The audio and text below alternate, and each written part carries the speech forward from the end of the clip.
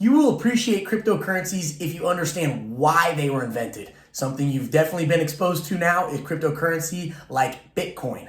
And what is Bitcoin? They're not easy to understand, but it's easier to understand what it is if you understand why it was invented. So let's talk about cryptocurrencies. Crypto is just another fancy way of saying that it's secure and it's virtual. Crypto comes from encryption, which just means the ability to transmit information from one node to another. It uses computer code to encrypt information and transfer information. Let's talk about the currency aspect of cryptocurrencies now. In the next 2 minutes, I'll get into currency, its origins, and issues with currencies, and that's why cryptocurrencies have evolved and have been invented now.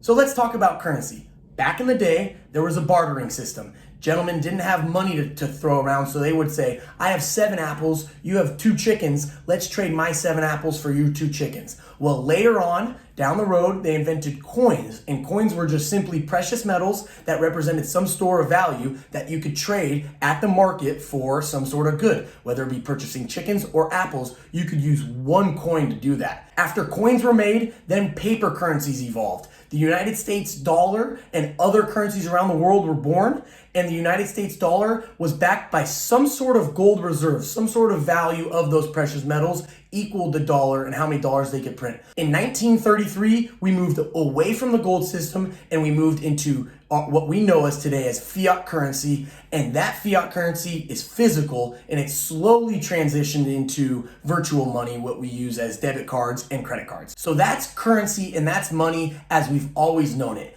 But that still left us with a couple of main issues. Number one, people like to send money internationally. If I live in the United States and I want to send money to relatives down in Mexico, I cannot do that easily because Mexico has its own form of money, United States has its own form of money. It takes one institution in the middle to transact and make the conversion from my United States dollars into Mexican pesos happen. Those transaction fees and that time delay is costly for me as a user who wants to send money internationally. Number two, some countries simply don't even have banks and they don't have currencies. There is over 1 billion people in this world right now that are unbanked and they don't have access to paper, money, and currency yet. And number three, countries control the supply of money. Countries determine how many dollars they want to print, which this could lead to inflationary measures. If you are printing a ton of money out, that money becomes worth less and less and less and less over time because there's just simply more money out there. In came cryptocurrency to address these 3 issues. Number one central currency eliminates the need for any sort of conversion from United States dollar to peso.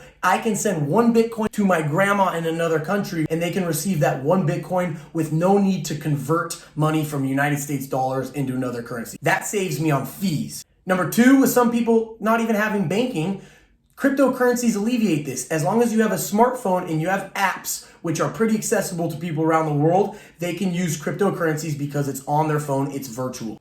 And number 3, with the issues of country controlling the supply of money, cryptocurrencies are oftentimes have a protocol in them that will tell you the maximum amount of cryptocurrency that it can mint. For example, there's a maximum supply of 21 million Bitcoin out in this world. But once we reach that, we're stopped. So cryptocurrency really addressed 3 main issues.